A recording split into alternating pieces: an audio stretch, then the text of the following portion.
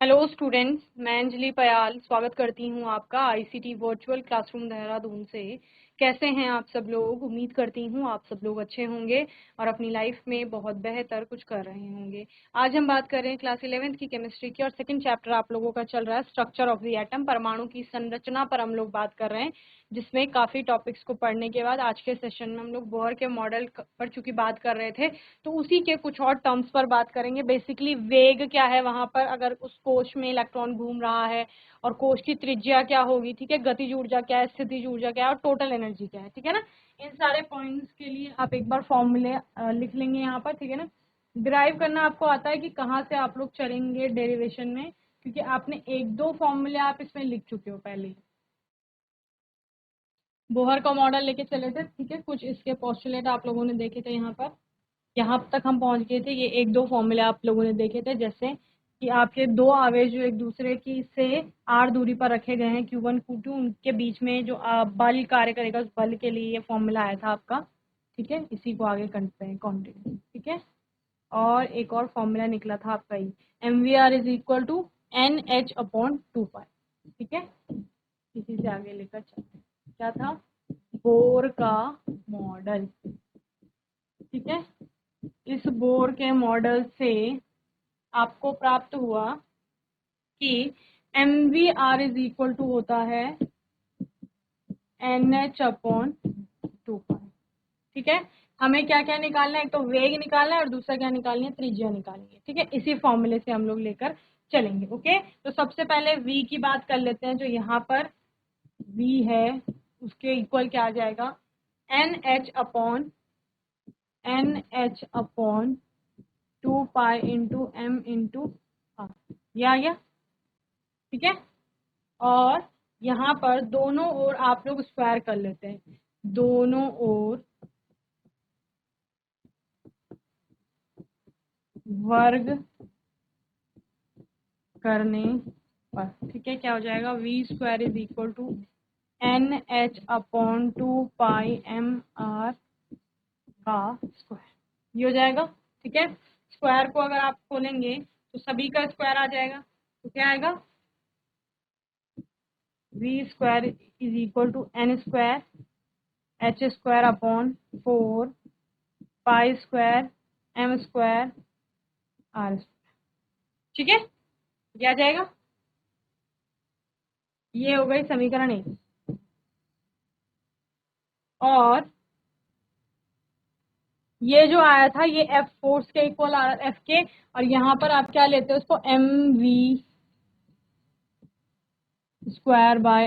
/ Is equal to आपका क्या आ जाएगा? KZE²/R², ठीक है। ये आ गया। आप जानते हो ना ये पॉइंट, तो ये तो हम जानते हैं।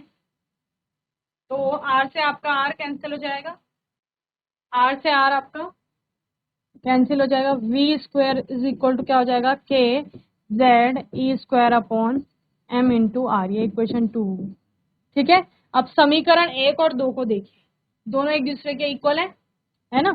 तो समीकरण 1 व 2 से दोनों ही V² के मान यहाँ पर दिए गए हैं, तो दोनों को आमने सामने करना है क्योंकि आपको निकालनी है R, त्रिज्या निकालनी है, ठीक है। तो क्या आ जाएगा? इसको उसके इक्वल कर दो, करो। N²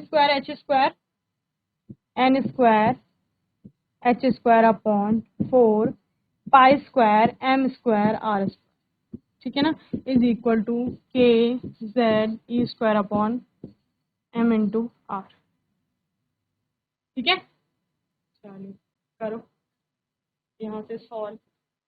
यहाँ फिर से आपका एक आर से एक आर कैंसिल हो गया, तो N² H² M/4 पाई² M²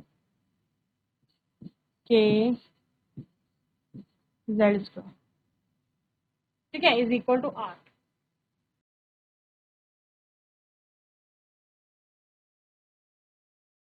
ये करो फिर आगे करेंगे।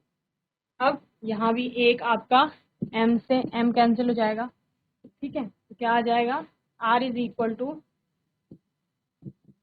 n square h square upon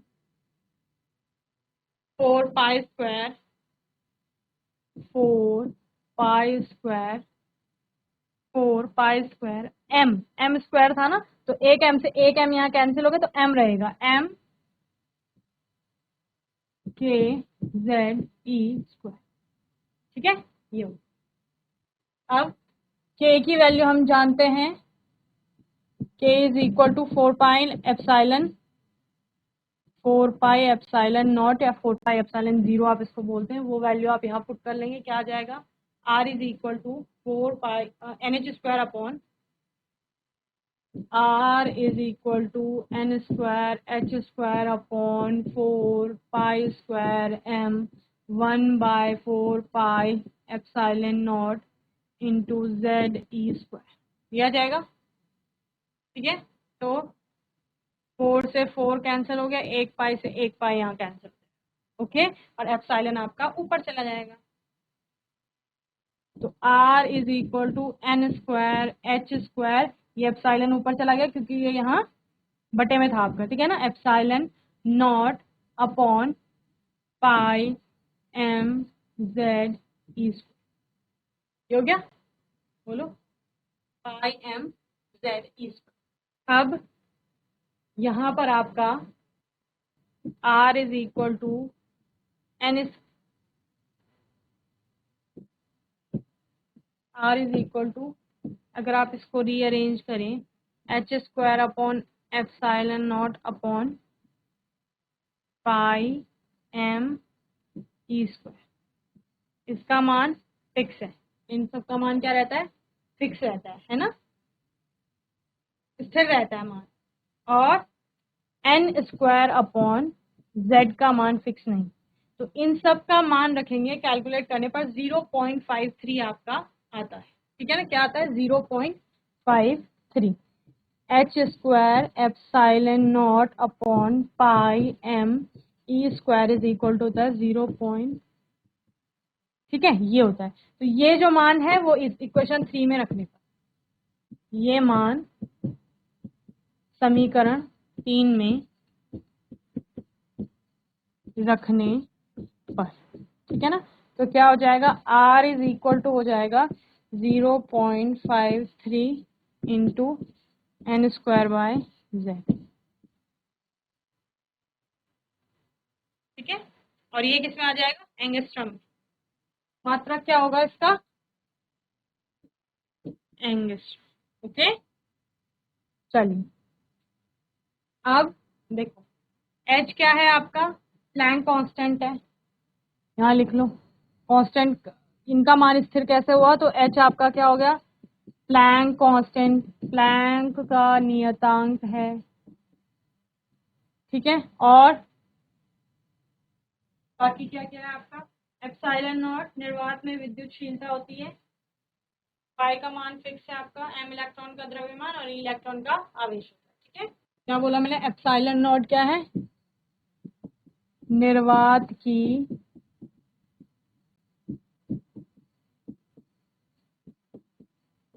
विद्युतशीलता।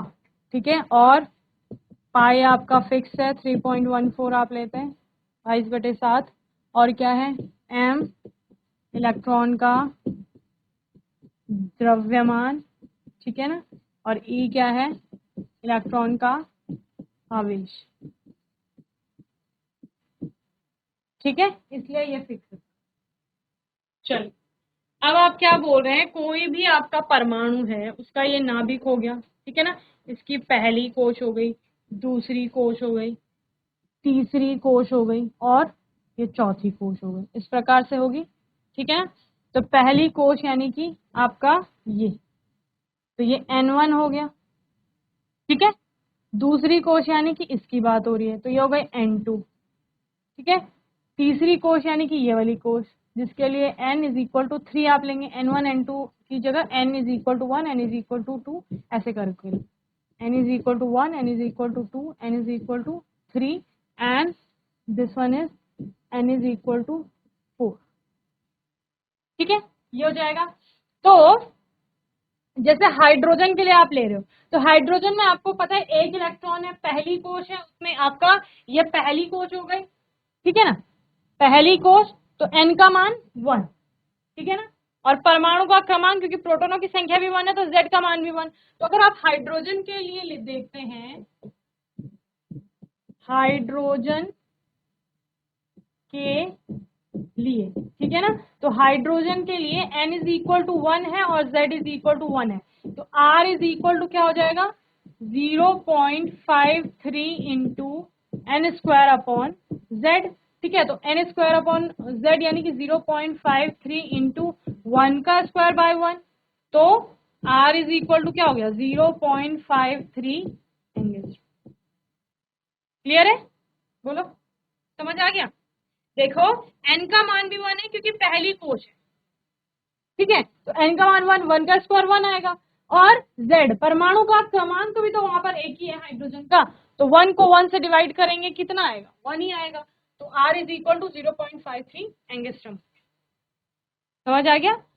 अब अगर आप n2 के लिए निकालेंगे, ठीक है ना, n3 के लिए निकालेंगे, n4 के लिए निकालेंगे, तो वो उसी प्रकार से आपका क्या होगा, हाइड्रो अलग अलग परमाणुओं के लिए आपका जो त्रिज्या होगी वो चेंज होती रहेगी, ठीक है ना, यानी अलग अलग कोशों के लिए। n1 के लिए इतना आ गया, n2 के लिए क्या हो जाएगा, यहाँ पर n2 के लिए आपका ये 2 हो जाएगा, 2 का स्क्वायर, ठीक है ना, n3 के लिए 3 का स्क्वायर, n4 के लिए 4 का स्क्वायर, इस तरह। तो यहाँ से हमने त्रिज्या निकाल ली, अब हम करते हैं वेग की गणना। वेग कैसे निकालेंगे,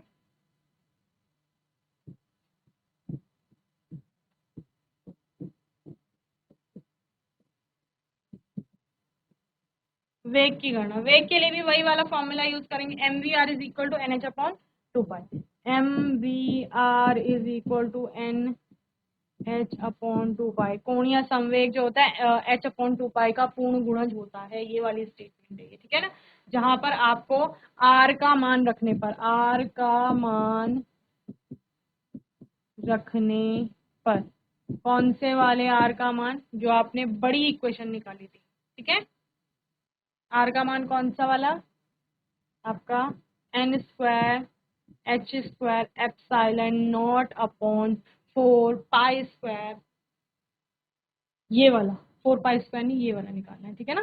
4 पाई स्क्वायर के बाद तो आपने एक और टर्म ली थी सॉल्व करने के लिए, pi n square H square epsilon naught pi M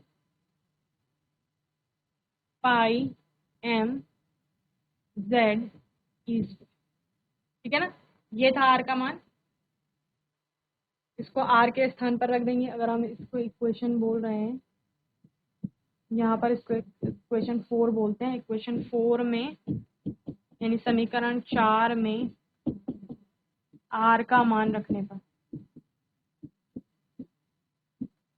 ठीक है, तो क्या हो जाएगा, m इंटू वी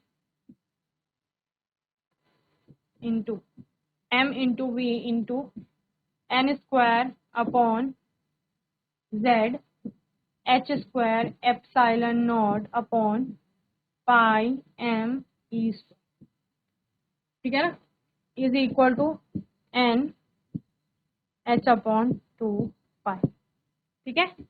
अब देख, जो जो कैंसिल हो रहा है उसको कैंसिल कर लो, क्या क्या कैंसिल हो रहा है बताओ। यहाँ सबसे पहले m से m कैंसिल हो गया, ठीक है, अब n से एक n कैंसिल हो रहा है, ठीक है, h से एक h कैंसिल हो जाएगा, पाई से पाई कैंसिल हो गया, ठीक है। अब जो बचे हैं उनको रीअरेंज कर लो, क्या आएगा, v is equal to, v की टर्म में लिख लो, इन सबको एक साइड लेकर के चलो, v इज इक्वल टू क्या आएगा, क्या क्या बचा है, n बचा है आपका, एक h बचा है, एप्सिलॉन नॉट बचा है, और z ई स्क्वायर और 2 बचा, ठीक है ना, तो ई स्क्वायर जेड आपका एक साइड आ जाएगा, ठीक है ना, ई स्क्वायर जेड, ई स्क्वायर यानी एप्सिलॉन नॉट, ये आपका यहाँ नीचे है इस साइड में वेग के साथ, तो उधर जाकर के ऊपर चला जाएगा, तो ई स्क्वायर जेड अपॉन 2 है यहाँ, 2, और क्या बचा है यहाँ, एप्सिलॉन नॉट एच है, ठीक है, और n भी है, ओके। तो h एप्सिलॉन नॉट n, तो h एप्सिलॉन नॉट और n, ठीक है।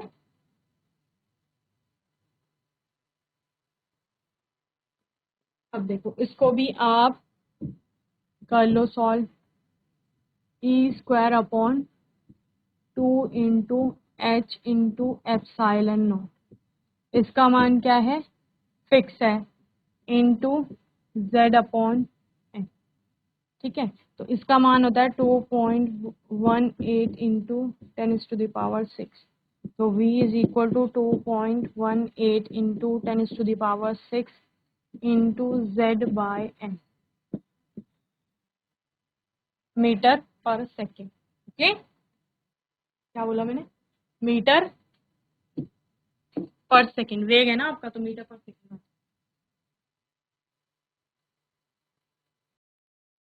चलिए अब ऊर्जा की गणना करते हैं, ठीक है, किसकी, ऊर्जा की।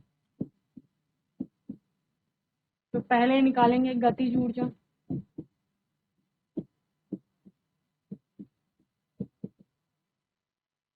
Kinetic energy is equal to क्या होता है, हाफ एम वी स्क्वायर। तो वी का मान हम लोग जानते हैं, कितना आया था अभी, वी का मान ये आया था, ये one, E square upon 2 h epsilon naught into Z upon N, ठीक है ना। तो यही मान हम वहां रखेंगे, v इज इक्वल टू,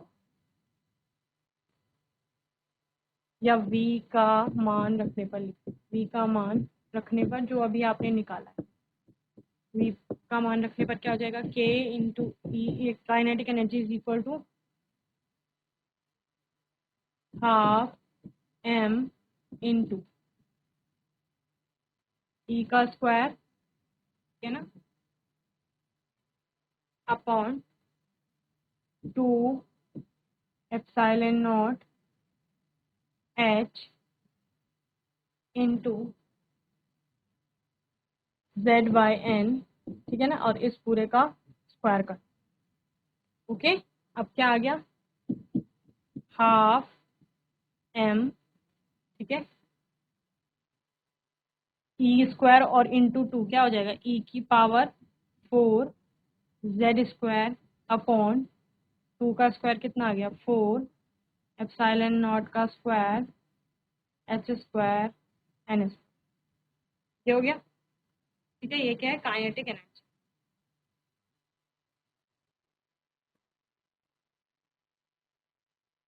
ये पूरा किसका मान हो जाएगा, काइनेटिक एनर्जी।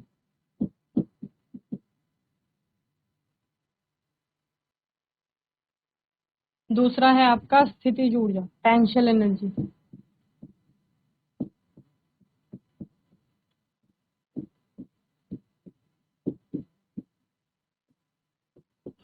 क्या होता है, दो कोई आवेश हैं Q1 Q2, या अगर आप ई के टर्म्स में देख रहे हैं तो एक प्लस ई है एक माइनस ई, इन दोनों के बीच में लगने वाला जो बल होता है, और ऊर्जा के लिए आपने क्या निकाला था,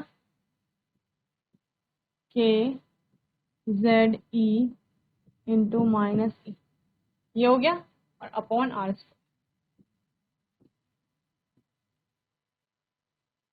ठीक है। अब आर का मान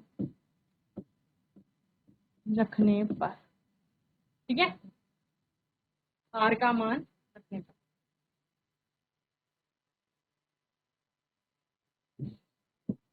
माइनस, ये माइनस आगे आ जाएगा, K Z E square upon, R का मान क्या निकाला था याद करो,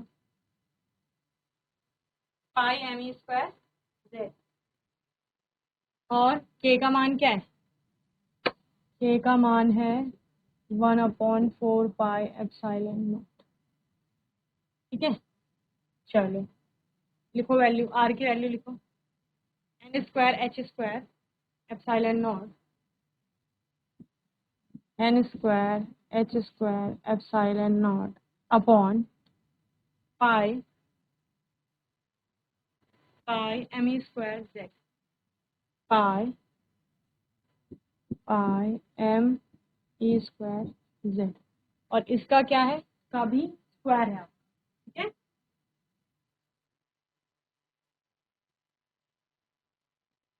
नहीं आ रहा है समझ में, बोलो। यहाँ आपने आर की वैल्यू ये जो ली थी, ठीक है ना, इस आर की वैल्यू पे क्या था, H square epsilon naught N square upon 4 pi M E square Z, ठीक है ना। इस इक्वेशन 3 से जो ये आर की वैल्यू है, इसको आपने क्या किया है, यहाँ पुट कर दिया, यहाँ पर, ठीक है ना, यहाँ पर पुट कर दिया है, और इसका स्क्वायर। अब इसको आपने रीअरेंज करना है, के का मान भी रखना है आपने अभी यहाँ पर 1/4 पाई एप्सिलॉन नॉट। चलिए अब देखो, u is equal to 1/4 pi epsilon naught, ठीक है। अब z ऊपर चला गया आपका, तो क्या आ गया, जेड स्क्वायर, ठीक है ना, ई स्क्वायर और ई स्क्वायर ई की पावर 4, ठीक है। और क्या है, m है आपका, और क्या है, पाई, ठीक है ना, पाई एप्सिलॉन, ठीक है ना, अपॉन क्या बच गया, N square H square epsilon naught, ये बच गया। देखो कुछ छूट रहा है, आर आएगा, ये आर, आर स्क्वायर नहीं आएगा, ठीक है ना। तब आपका यहाँ पाई से पाई कैंसिल हो गया, ठीक है। और अब क्या बच गया, अब ये सारा जो बच गया इसको आप एज इट इज लिखिए, ठीक है। u is equal to minus Z square E की power 4m upon 4 epsilon naught का स्क्वायर n का स्क्वायर h का स्क्वायर।